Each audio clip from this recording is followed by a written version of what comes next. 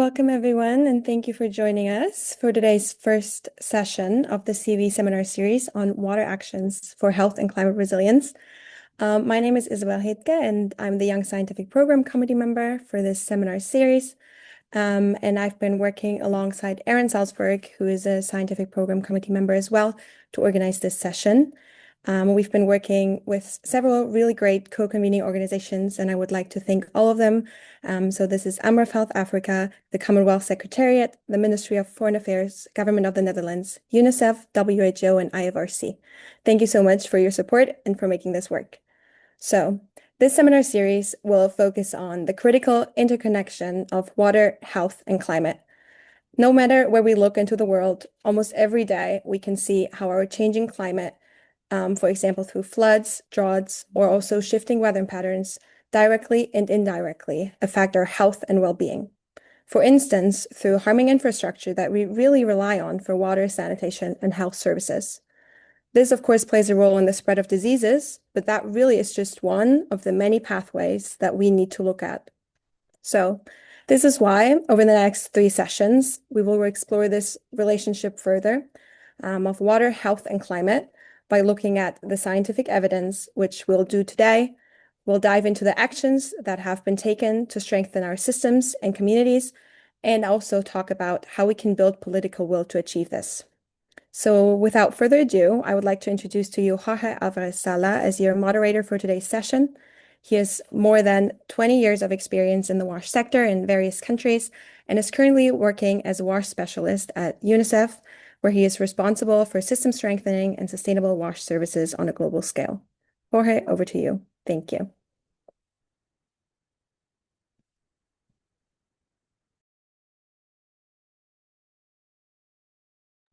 Jorge, we cannot hear you, unfortunately. Can you start again? Thank you. Yes, sorry. It happens to all of us. Very warm morning, afternoon, evening to everybody, all speakers, panelists, but also all the participants to this, most likely for many of us, first webinar at the Stockholm World Water Week. It's Sunday morning in Stockholm. And I think we have a very interesting 1 hour ahead of us in which we are going to speak briefly about the nexus between water, climate, and health. I don't want to spend much time into this because I would like to pass the floor quickly to the first speaker who is going to give an overview. But I just would like to mention that this is part of a 3 series seminar sessions within the Stockholm Water Week. Isabel will give more details about the upcoming sessions. This is session number 1, and we are going to focus mostly on the science behind. Dr. Amir Delju from the World Meteorological Organization is going to give us an overview, and then we'll have 5 panelists who are going to reflect a little bit on the topic. But again, stay tuned until the end of the session, in which Isabel will give you more details about the upcoming sessions. Maybe without further ado, allow me to introduce the first speaker, who is Dr. Amir Delju. He's a senior scientific officer at the World Meteorological Organization, and he will set the stage for the discussions on how water, health, and climate are linked, and describe how climate change is impacting water and health sectors. So without further ado, Amir, the floor is yours. Good morning, ladies and gentlemen. Hello from Geneva. My name is Amir Delju. Thank you, Jorge, for introducing me, and thanks for having me for the invitation. Please allow me to share my screen.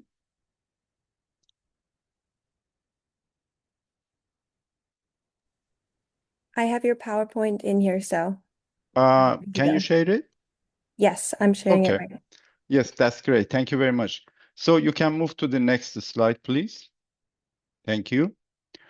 In the beginning, let me start with a couple of key climatic indicators, which are driving forces for all the changes and impacts that we observe in the natural systems of the Earth. WMO's State of the Global Climate 2024 report confirmed that last year was the warmest year in the 175-year observational record. with a global mean near surface temperature of 1.55 plus minus 0.13 degrees centigrade above the pre-industrial average. Next slide, please. You can further push, yes, to have 3, yes, thank you. In 2024, the global mean sea level reached a record high in the satellite images from 1993 to present. The rate of the global mean sea level rise in the past 10 years, means from 2015 to 2024, was more than twice the rate of sea level rise in the first decade of the satellite record. Acidification of the ocean surface has continued over the past 39 years, as shown by the steady decrease of the global average ocean surface pH. Ocean heat content is also the historic record high. It is a main cause of heat wave in the atmosphere. Sea level rise and ocean warming are irreversible for hundreds of years. Next slide, please. Again, you can push. Yes, thank you. Glacier mass loss from 2021 to 2024 represents the most negative 3-year glacier mass balance on record. And 7 of the 10 most negative annual glacier mass balances since 1950 have occurred since 2016. Next slide, please. Last year, heat waves, floods, droughts, wildfires were among the major hydrometeorological disasters. These extremes increase the risk of water and vector-borne infectious diseases, disrupting health systems, facilities, and services, leaving communities without access to health care when they are needed more. Next slide, please. To improve the understanding of the climatic trends, extremes, and their impacts at the local level, it is important to add a layer of climate data and information. This diagram shows how a combination of precipitation, temperature, and relative humidity is suitable for malaria transmission. The World Health Organization, WHO, and WMO, through a joint office, are working together to advance integrated climate and health sciences and services to better protect human health from climate change, extreme weather and climate events, water, air quality, solar radiation, and other environmental hazards. Next slide, please. The latest WMO State of Global Water Resources report marked 2023 the driest year for global rivers in over 3 decades, with stream flow levels at their lowest in 33 years, signaling critical changes in water availability. We are waiting for the report for 2024, which has become the hottest year on record. Next slide, please. Mean river discharge for the year 2023 compared to the period 1991-2020 for basins larger than 10,000 square kilometers showed that half of the world had dry river flow conditions. This condition is attributable to climate change and a precursor to drought spells around the world. Next slide, please. In this diagram, you notice how a single phenomenon, such as drought, cascades into larger impacts, such as water shortage, health emergencies, crop failure, and food crisis. Coping with the triple connection between climate change, water stress, and health impacts requires regular monitoring of the climate system and having an early warning system in place. Next slide, please. So in conclusion, I may notice that climate change impacts are local and context specific with cascading effects. We need a layer of climate data information and interpretation of such information to better understand the climatic trends, shocks, and tipping points. Tipping points are irreversible. Climate change makes extremes and climatic cycle more erratic and unpredictable. So we should be prepared by early warning systems. That's why WMO calls for better monitoring and data sharing. And finally, co-production of solutions by building bridges among experts across disciplines such as climate, water, health, social sciences, and local knowledge is crucial. Thank you very much. Thank you very much, Amir. Thank you also for sticking to the time. I believe that this kind of setting the stage is helping all of us to understand how climate is impacting already the lived environment, and to understand the pathways between water, health, and climate. Without further delay, I would like to start with a panel discussion. To move to a panel discussion in which 5 experts in this topic will reflect and explore the science and the evidence demonstrating how climate, water, and health are connected. Each panelist will have a maximum of 5 minutes to respond my initial question. And after that, there will be an online Q&A kind of section in which participants will have the opportunity to ask questions to the panelists, and also to Amir, of course. So please feel free to use the chat box to raise any questions or comments, and let's make this online webinar as much interactive as possible.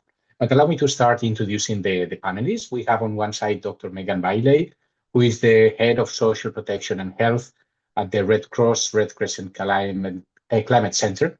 The second panelist is Dr. Martin Muchangi, who is the Director of Population Health and Environment at ANREF Health Africa. The third panelist is Pamela Katic, Associate Professor of Natural Resources Institute at the University of Greenwich. The fourth panelist is Dr. Roland Rupnarin, who is the Deputy Dean and Senior Lecturer at the Faculty of Food and Agriculture at the University of the West Indies. And the fifth panelist is Janice Lee, who is a curator at the Wellcome Collection at Wellcome Trust. So thank you very much, all panelists, for being here today. Allow me to start with Dr. Megan Bailey from the International Federation of the Red Cross and Red Crescent. I would like to hear from you, how do you believe that climate impact WASH services, in particular in context in which the IFRC works in humanitarian and fragile context? So the floor is yours, Megan. Thank you so much for the opportunity to speak. This subject is very near and dear to the heart of the Red Cross Red Crescent movement. I'm with the Red Cross Climate Center. So we are the technical body that supports the whole movement to adapt programming to manage the new risks associated with the changing climate. And as providers of WASH services around the world, we have to think very carefully about how climate impacts our services and how we can adapt those services, scale them up in the most strategic way possible. So in my 5 minutes, I'm going to provide just a little bit of an overview, and I understand that the sessions later in the week will get into more of the actions, or possible actions associated with the changing risks to WASH services. So this is just a really basic overview of how climate affects these services. Next slide. Can just push through to have all the text on this one. So I think the key takeaway, if anything, from my talk, which is probably very obvious, but hopefully it brings some of the urgency home, is that climate affects WASH services in all ways, in terms of quality, quantity, and access. And in a world where we're having increasingly levels of conflict and high levels of displacement and protracted crises, all of those, especially access, are becoming more and more important and critical for humanitarian actors in particular. So I've divided up into some buckets. Water scarcity and quality, I think, is the one that we think of the most often. So we think of droughts and reduced rainfall and heat, which increases evapotranspiration. So that just reduces how much water people have access to. Floods associated with high levels of contamination, especially where there is poor sanitation services in general, like open defecation, flood waters come around, moves contaminants all around, increases waterborne disease. Rising sea levels, I think we think of a lot as well. Saltwater intrusion into typical water sources. So this really limits the quality of water and increases scarcity. There's also system disruption. So with extreme weather events, and in my next slide, I'll get into more detail on that. We think a lot about sanitation challenges, particularly within the Red Cross. We know that extreme events such as floods and cyclones, they damage latrines and septic tanks. They create like sewer network failures, overflows, which are all highly linked to dramatic increases in waterborne disease. And we've had some recent examples of that. I'm going to mention a little bit the Pakistan floods in 2022, which were associated with a major failure of sanitation services. With the extreme flood and droughts, reduces the amount of toilet flushing, reduces sanitation practices. We know that the moment families need to go further to get water, if they're collecting water by hand, or if the water becomes more expensive, or there's drying of taps, or or there's any quotas limited, that immediately reduces hand washing and personal hygiene practices. It's closely linked to immediate increases in waterborne disease. Next slide. So this one is just an overview. I know that the previous speaker has already talked a lot about some of the extreme events that are associated with rapid increases in waterborne disease. I'll just mention a few of them. Mentioned already the 2022 Pakistan floods. This was caused by unprecedented monsoons. There was extensive damage to the water infrastructure and sanitation facilities. Millions were without clean water or proper sanitation for months. Widespread outbreaks of waterborne disease. It was huge stress on wash services. An example of drought in Somalia ongoing now between 2022 and 2025. There's been a major drought crisis. Surface water has dried up in most parts of the country. Strategic boreholes are now dry. People are limiting sanitation practices. There's very limited latrine availability. It's gone below the emergency threshold level that we use now, which is one functioning latrine for 50 users. Which is associated with lots of increases in cholera in particular, has been the case in Somalia in recent years. I'll share two more examples. One is sea level rise in Kiribati and Tuvalu. These are very high levels of sea level rise that's made chronic saltwater intrusion, meaning that their access to fresh water is limited. In terms of heat waves, we've had also 2022 was a really difficult year in South Asia. It's heat wave in India. It worsened algal blooms in key reservoirs, which meant that those reservoirs became unsafe to drink. And lastly, cyclones. Cyclone Idai in 2019 was very heavy winds and flooding, which destroyed loads of water points. Many wells and storage tanks became contaminated with sewage, which also led to a large cholera outbreak. So these are just some examples of some of the extreme weather events that have put major demands on wash services and really and exposed populations to very difficult health impacts. Over. Thank you very much, Megan. I think with Amir's introduction to the impacts of climate change to the water cycle and to the wash sector as well as the health sector, and also with your brief presentation, I think we have a much better picture on how climate change is impacting both sectors. I would like to ask Martin from AMREF Health Africa. AMREF Health Africa also works in the water sector and also in the health sectors in the global south. And I would like to ask Martin, how does climate change impact surface water quality, and what are the potential impacts to human health? And also, I'd like to ask as well, why is a stronger intersectorial and multisectoral research needed to understand the intersection of climate, water, and health? Dr. Martin? Yeah, thanks for having me here. Once again, Dr. Mushangi is my name. I work for AMREF Health Africa. We focus on creating lasting health change in Africa. So the science around climate change, health, and water has been painted very well. And for this case, I'll invite myself to speak about the context-specific experiences that we are having in Africa. First of all, Africa has about 18% of the population across the globe. But when you look at the water situation, 9% of surface water is what is available for us. So in short, Africa is a water-scarce continent. Now, looking at climate change, of course, the impacts of climate change are best felt through the droughts and the floods.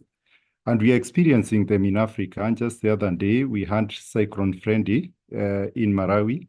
And we have the Horn of Africa drought, which is persistent and very recurrent. So that's the way we experience the nexus between climate change and water. Now, that said, of course, there's the whole issue around how floods contaminate the water. There's a whole issue about how droughts concentrate the contaminants. And at the end of the day, we are experiencing diseases that are either waterborne, water-related, water-washed, or waterborne. And so we have had cases of cholera and disease which is not supposed to be affecting any part of the world. Right now, it's actually endemic in many countries across Africa. But the key thing here is that we should be inviting ourselves to ask ourselves, what is the main challenge that we should be seeking to address? I think, for me, the lack of specific data, evidence, that can support microplanning, that can support investment, that can support policy is one of the major challenges that we are experiencing. And so for that case, I think when you also look at it from the intersectional or cross-sectoral collaboration, there's a major gap because we tend to operate in silos. We have health, we have environment, we have the water sector operating differently. And so it becomes very difficult to connect all that data and evidence and to produce investment cases that can then help to address those challenges. So then moving forward, AMREF Health Africa and collaborators are already taking a step towards developing research hubs that are going to collect intersectional data. We are working together with the Africa Union, the WHO, AFRO, so closely to ensure that we are now inviting scientists, universities, non-governmental organizations to bring all this data together in a way that it can make meaning. So as I end, I would want to say that the only solution to this is that we must then start bringing all the data together in one pot. We must deploy novel tools like AI, machine learning. We must be very current to connect the dots between the challenges that are affecting our communities, because as long as we operate in silos, we will not be able to move forward. Thank you. Thank you very much, Dr. Mushangi. I would like to now move to the next panelist, Dr. Pamela Katic from the University of Greenwich. Dr. Katic, I understand that you have work on the nexus food, nutrition, health, and of course the impacts of climate change. So I would like to understand a little bit better how will climate change impact those systems in terms of food, nutrition, and health. Great, thank you, and good morning, everyone. So just a couple of caveats before I kick off with a very brief talk. The first one is regarding to the question. So the question is, how will climate change impact? But climate change is already impacting and having a very profound effect in the way that we grow, access, and consume food. And the second one is that our food systems, as many of you know, are also responsible for climate change, right? They're responsible for about, I think, a third of global emissions. So it's important that we consider that this is a two-way relationship, right? However, in my talk today, I will just focus very briefly on the impacts and leave the other relationship, the other direction for another occasion. From the beginning, in Amir, in his introductory talk, he talked about extreme weather events, rising temperatures, the effect of shifting rainfall patterns, and we know that all these effects are making it hard to grow the crops and raise the livestock that feed the world.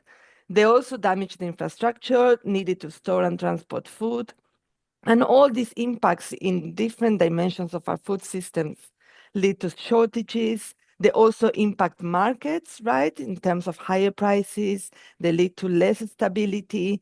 And all these impacts have a special, a profound effect on low-income communities that can least afford food.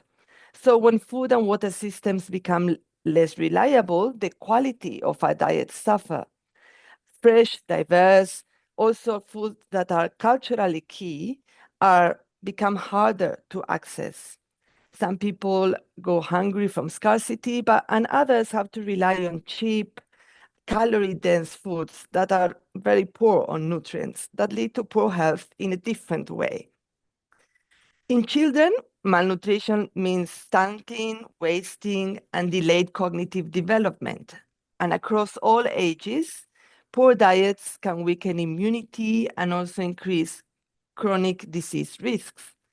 In addition, multiple studies show, and I can, show one of my examples from a Newton Fund project I led in the Peruvian Amazon, working with indigenous communities, that climate change also impacts the lived experiences and the embodiments of water and food insecurity, having critical consequences for social and emotional well-being that further impact biophysical health. So it's not only the impacts on our biophysical health, but also how these impacts are embodied and impact our social and our mental well-being. There are some very good news. I'm not going to talk about solutions for too long because I know this is the remit of future sessions, but I want to end in a positive note. I have observed firsthand through other projects, for example, a Darwin Initiative project in Guatemala, how climate-smart agriculture that is led by local communities and indigenous cooperatives can lead to very positive effects. I have also seen how investments in sustainable agriculture, strong international cooperation, and policies that center equity and justice have positive effects and are essential. There's plenty of research in West Africa, including some research that I've conducted while I was based in IMI, that show that the impact on irrigation on the climate resilience of farmers differs not only by gender, but also by age and type of infrastructure. Further, adding weight to my argument on policies that center equity and justice. And finally, I want to point out that we must not overlook the game-changing potential of indigenous peoples' food systems and all that they have to teach to us non-indigenous peoples. These systems are rooted in very deep and very ancient and very long ecological knowledge. And they preserve biodiversity, they are resilient to climate change. So it's important that we learn, we respect, we protect these systems and indigenous peoples. So to conclude, climate change is a threat multiplier for our water and our food systems, our nutrition and health. But I think that if we act and we embrace and fit these actions that puts justice in their core, we can really safeguard our foods and waters and also combine science, policy, innovation, and also the wisdom from other knowledge systems. We talked, Amir started in his talk included working across disciplines. I think it's important to also work across knowledge systems in our actions and strategies. Thanks a lot. Thank you very much, Pamela. I would like to pass the floor to the next speaker, who is Ronald Dubnarin, who works at the University of the West Indies in the Caribbean. Ronald is connecting from there, so it's the middle of the night. So first of all, thank you very much for joining us in the middle of your night. I believe that this is the beginning of the hurricane season in the Caribbean. So this is something that, as a consequence of climate change, is going to be more frequent and more intense. So I would like to ask you, how can climate-related disasters impact human health? What is your experience in your geographical area? Thank you. Hi, good afternoon and good morning if there's others who are joining from my part of the world. I think the idea is that climate change has always been a concept that we have been throwing around as a critical issue, and it is. But what I find very interesting is that we attribute a lot of blame and a lot of, I guess, causation to climate change without considering the human element of that as well. And by that, I mean, I don't necessarily mean those who are, or the countries that are contributing to climate change. I mean, on a local basis, many of the interventions or the actions of human beings over time have exacerbated the impacts of climate change. So the manner in which we interact with land, the manner in which we dispose of our waste, all these are factors that are things that we can control. And many times we do not attribute, some sort of causation to things like that and speak of climate change as some celestial thing that we can't really do much about, and we're in a position that we are helpless and so on and so forth. So for me, everybody knows the Caribbean as being small and developing states, our geographic location, as well as our fragile economies. Many economies are based on tourism, some agriculture, a few being industrialized. We have high levels of vulnerability. And that is also attributed to our size and our inherent geophysical features. Some of the countries have, very mountainous terrain, the climatic extremes of extreme rainfall, high winds, consistently create an issue where there is extreme vulnerability. You also have lots of rural and coastal communities. The majority of the Caribbean cities are coastal, so which means sea level rise is a critical issue. You have the situation where you have like salinization. I think one of the earlier speakers mentioned that. And because of the nature of the terrain, some of our agriculture is actually on the coast. So any sort of sea level rise has an impact on it. It impacts the soil salinity. And we all know that salinity is a very difficult issue to solve once soils become saline. Another example I could put forward specific to the water sector is that during COVID, for instance, sanitation was a critical part of that, with all the regulations indicating that you need to, sanitize, etc. And what we did not recognize prior to that is how you can have a normal sector like the water sector being impacted by something like COVID. And there were so many instances when you examine the data subsequently where like domestic consumption increased significantly. And that is something that really sparked an idea for me, because there was the whole issue of compounding and cascading disasters where you could have, COVID in that same period, there was a volcanic eruption in SVG, the St. Vincent and the Grenadines, and it coincided with the hurricane season. Thankfully, at that period, there was no major hurricanes, but these are also possibilities that we have to consider. So, I mean, I've been rambling quite a lot about various different things, but to me, the critical issue when it comes to climate change and small and developing states is that we also have to take our future into our own hands and seek to build our resilience at a national level and not speak about climate change as something that we cannot do anything about. Thank you. Thank you very much, Ronald. I might come back to you, but allow me to introduce the last speaker, Janice Lee, who is a curator at the Wellcome Collection. So she's coming from a very different background in the area of culture and art, but we thought that it would be interesting to hear her perspective and her experience. So, Janice, I would like to ask you, how can we understand climate change impacts on the transmission of disease through water-related pathogens and vectors through a cultural lens? Yeah, hello everyone, and thank you for having me. It's really special for me to be on this panel with people really outside the cultural sector. If I may share quickly some images that might facilitate a bit of the understanding. So I am a curator at Wellcome Collection in London. We're a museum that explore the experience of being human and health. So I work with scientists, a range of academic researchers, from artists, archaeologists, historians, meteorologists. So in my most recent exhibition called Thirst in Search of Freshwater, we explore human relationship with freshwater, which is so tied to how climate and health and infectious disease intersect.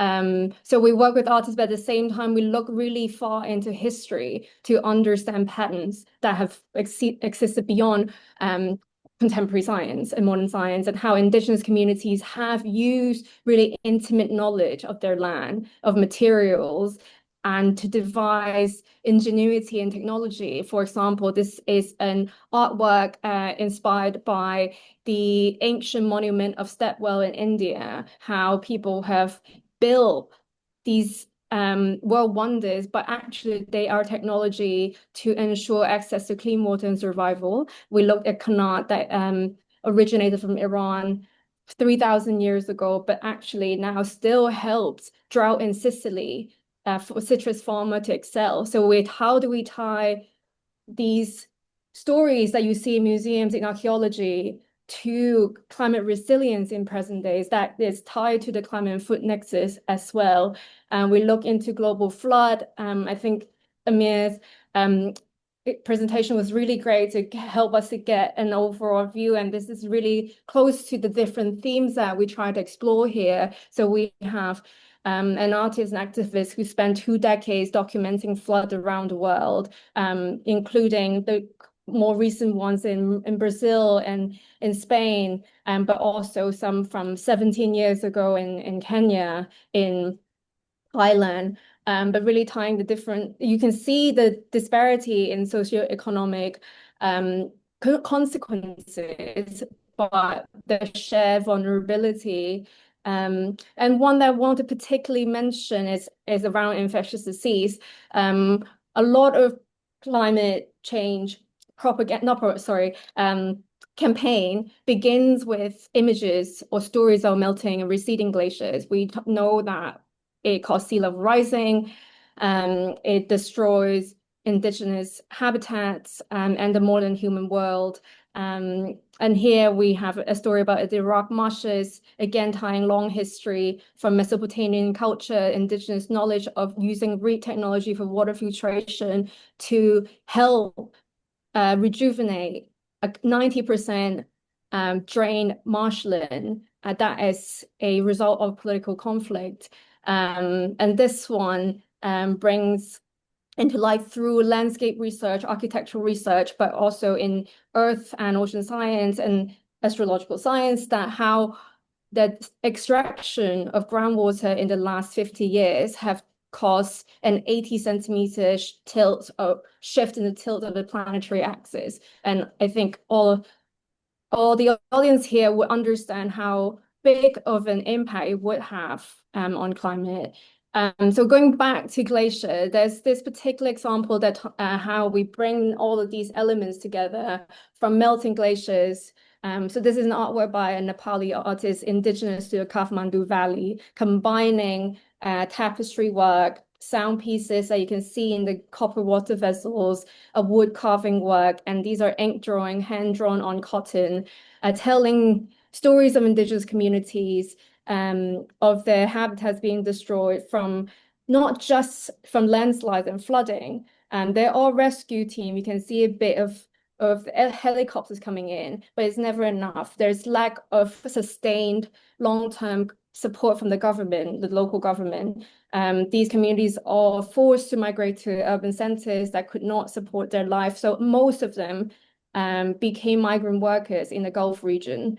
So this is a really complex story, but for the ones who managed to stay, there's also a huge industrial pollution and waste management crisis in Nepal, where a lot of these people will have to pick up on waste material to build temporary homes where stagnant water collects and becomes hotbed for vectors like Aedes aegypti, which is a huge transmitter for dengue.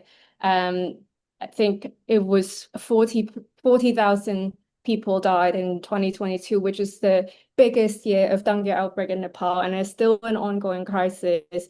And it also ties back to colonial history because this type of mosquito was spread through the transatlantic slave trade, originating from Egypt, hence the name. So hopefully this gives an idea of how beyond science, research, and social science community and bringing indigenous communities, how the ingenuity of artists and creative thinking in the cultural sector can really influence and emotive impact in the people that we interact with, and beyond science communication, but also as a motivating force to bring people together. Excellent. Thank you very much, Janice. I will most likely go back to you. But I see that in the chat box we have some questions and comments. So maybe we can move to the next section of this webinar, which is a Q&A and a discussion. So I will start with a question that David Jo from a small NGO, Étoile Sud Ensemble, apologies for my French accent, from DRC, asked about how local NGOs working in the rights to health and environmental health can collaborate and work together with international organizations present at the Stockholm World Water Week. So I would like to ask a general question to all panelists. There was already an answer from one of the participants, Solène Pradas Paz from ACF, who said and flagged the fact that there is an initiative in the humanitarian WASH sector called WASH Roadmaps, who can support these local initiatives. But I would like to ask panelists if you have any comment or any questions on that.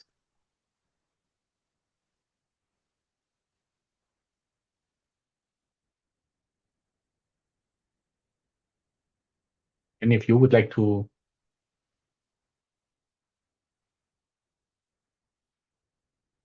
Hi, Jorge. Maybe I could shed some light on that from my side. I think the whole concept of One Health is the marrying sort of a concept that we can examine WASH with, in addition with disasters and climate change, and understanding the linkages going from, say, agriculture all the way to human health. And this One Health concept is something that a lot of new grant proposals are kind of looking at. And it's something that is being supported very much in the Caribbean region, where we can access funding if you have some sort of arrangement with foreign universities as well as local and regional NGOs. And it helps us to frame a research project or an intervention that encompasses the entire dimension of human health arising from changes due to climate, as well as the manner in which we interact with our resources. So I think One Health, that concept, is one of the best ways to address things like this and encourage collaborations with NGOs and so on. Thanks. And yes, please.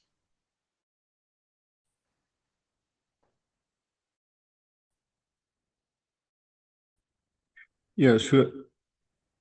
Jamie come through. Hello? I totally support that. I think the problem that we are addressing here is a complex problem. It's a big problem. And what we need to do is to think collaboratives. We need to think big. We need to think about big bets. And that's the only way we are going to produce some remarkable solutions. It takes the voice of everyone, whether those big organizations or the small organizations, to come together and contribute at the best, but towards one common cause, which is the cause of wellness and the health of the human beings here. Okay.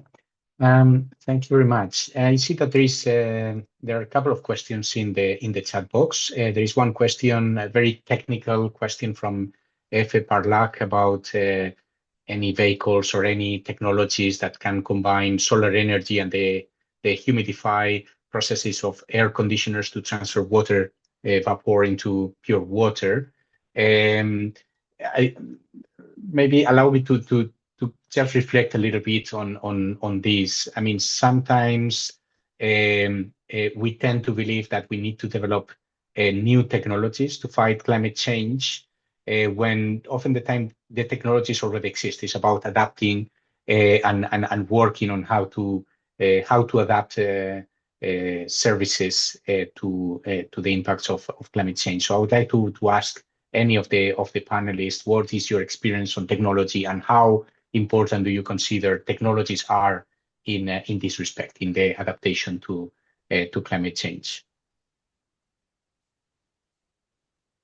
I don't want to put anyone on the spot, but I see Megan seems to be ready to to react. I'll answer in a roundabout way.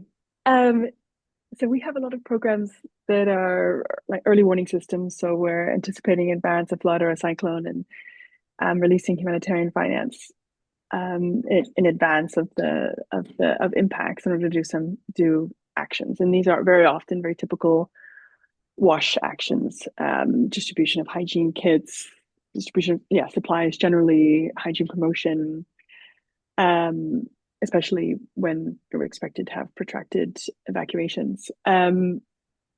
The feedback we get a lot is like that we're kind of doing the same activities that have been done for decades related to hygiene promotion.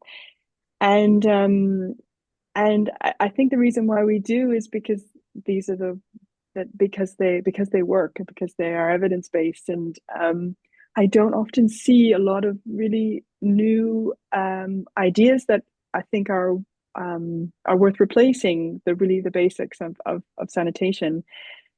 So I would love there to be more options, more great techno fixes. But I think a lot of the time when we've seen them new, products, they don't tend to stick. Because they're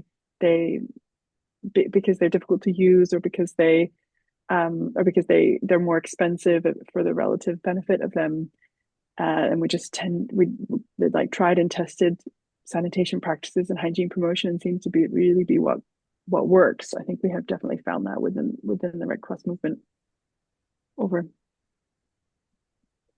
Excellent. I see that the chat box is starting to, Maybe people disagree. I'm happy to hear. Yeah, I mean, feel free if anybody else disagrees or wants to unmute yourself and comment. But maybe we can move to the next question. I'm just a little bit concerned about the time. We have a question from Natalie Castillo-Cla, who is asking about environmental education programs for children should be considered as health prevention programs.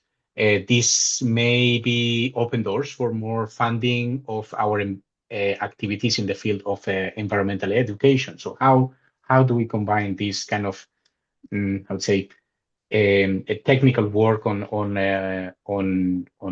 adaptation towards climate change in the WASH and in the health sector versus sensitization of the broader kind of communities and of the general public? So I don't know if anybody of you want to. Yes, I was about to ask Janice to reflect on this. Janice, over to you.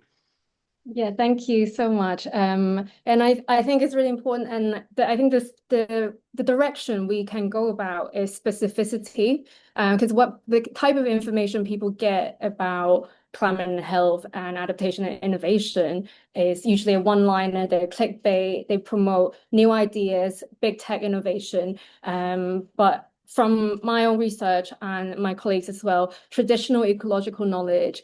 I think that also echoes what Megan said earlier. Our trial and tested technology that is specific to each terrain and water condition of the geography and cultural habits of the people who reside in those places. And I think by integrating these teaching in education program actually will, I think, shift a collective understanding. Potentially, you're talking about getting more funding. And I think if we are able to shift a bigger collective mindset, it would affect funding decisions ultimately. Yeah. Excellent. I don't know if there is any further reflection from other Jorge, panelists. may I Yes. jump in? I had raised my hand. Thank you very much. Actually, climate and environment literacy is a very important component of capacity building. In our community, it's not just about children. Also, we have among adult and policymakers who don't have sufficient knowledge about climate change impacts in depth, which help them to improve their decision making and understanding. One of the platforms existing in the UN system is hosted by UNITAR. It is called UN Climate Change Learn, which by chance the secretariat is located in our building in Geneva, in the WMO building. And we have very close collaboration. If you happen to visit their website, they have developed significant number of learning modules for different communities, from local to international, for different age group, which really provide a very good pieces of knowledge to improve understanding of new generation, even the older generation who don't believe in climate change that much, because the change had been so rapid that it takes time for them to absorb. I will put the link here. You can further explore. We can bring in such existing platforms to join this effort. Indeed. Thank you. Just to build on that, not so long ago, one UN agency made a survey around, asking policymakers, politicians about their understanding of climate change. And there were very funny responses, such as greenhouse gas emissions are the gases that are generated when planting in greenhouses, or, to fight climate change, we need to install more air conditioners in the ministry. And this is not so long ago. So I would like to ask a question to the panelists. So what is your experience? Are the health and the wash sectors ready?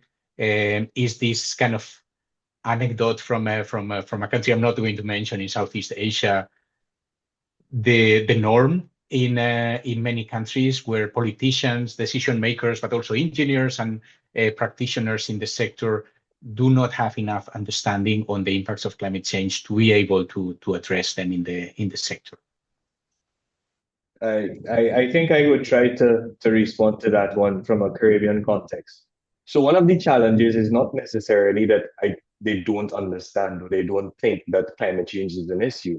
But in developing countries, it comes down to an issue of prioritization.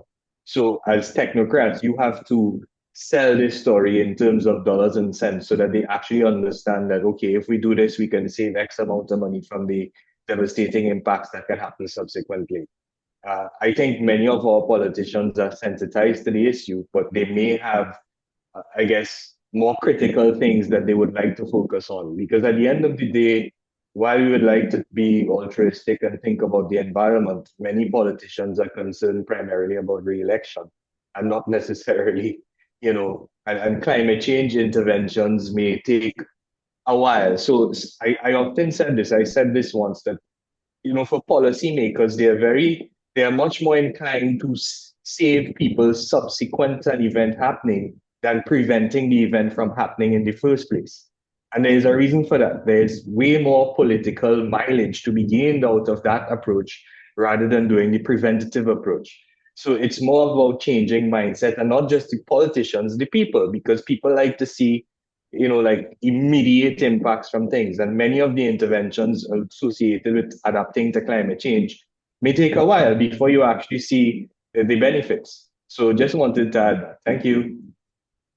Thank you. I think I'm going to give just 1 minute to Dr. Martin Muchangi, and then to Megan, and then we will close. Muchangi.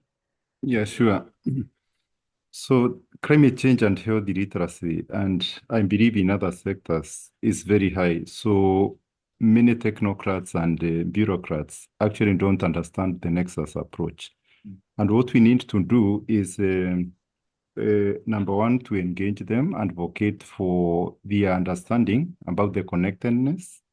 And then number two, at the operational level, I think it is the highest time we started thinking about calculating, developing curriculums in our universities where doctors actually understand the nexus between climate change and health.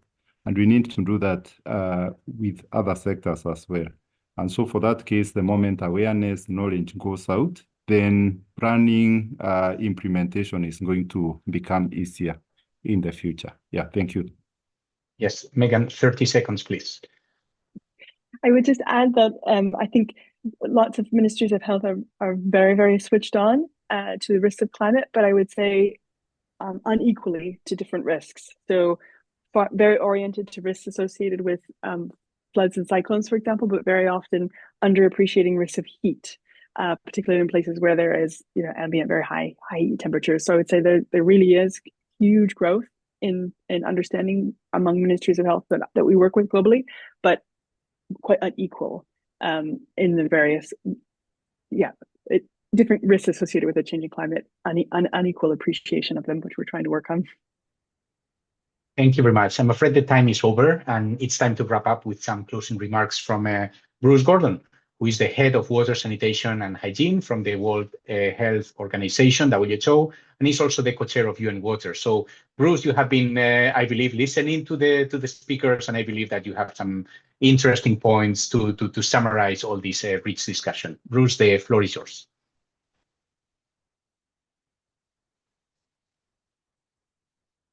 You want to come here?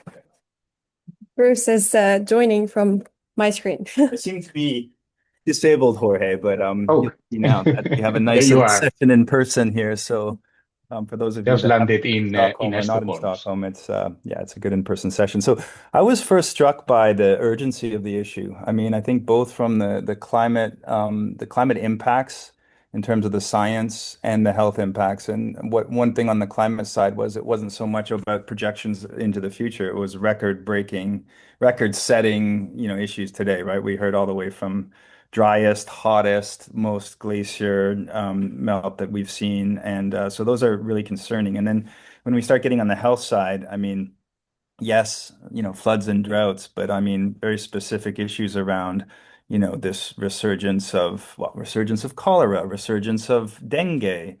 We talked about malaria, and then we start going into the impact on delivery, wash systems, and what the health impacts could be from them.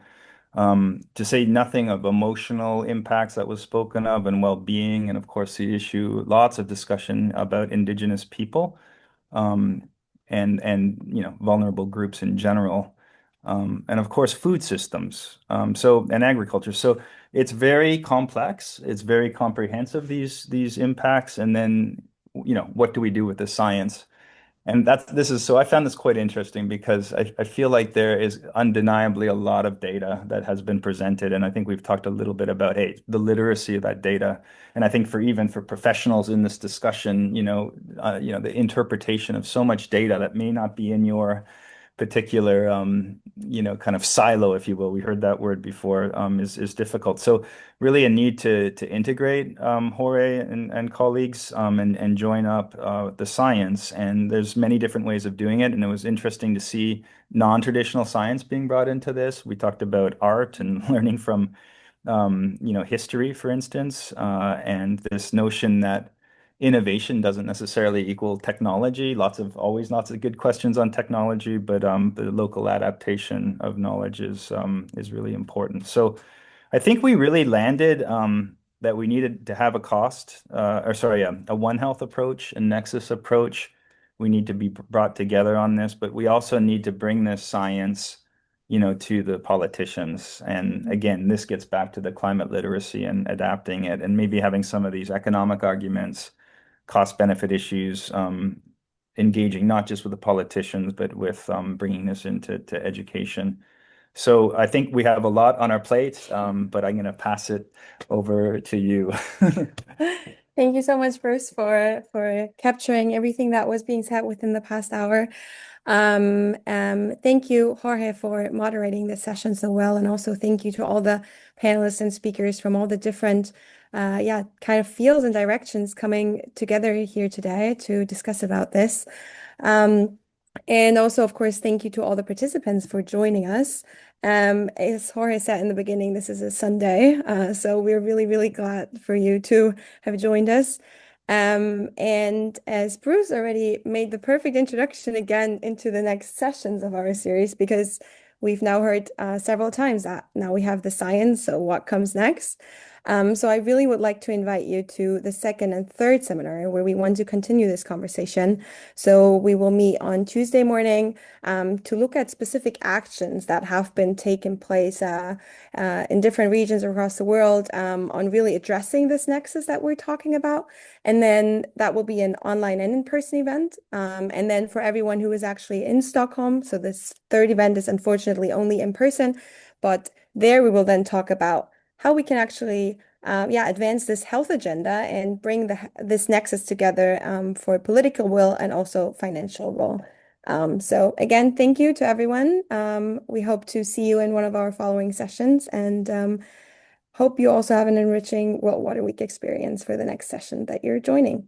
Thank you so much.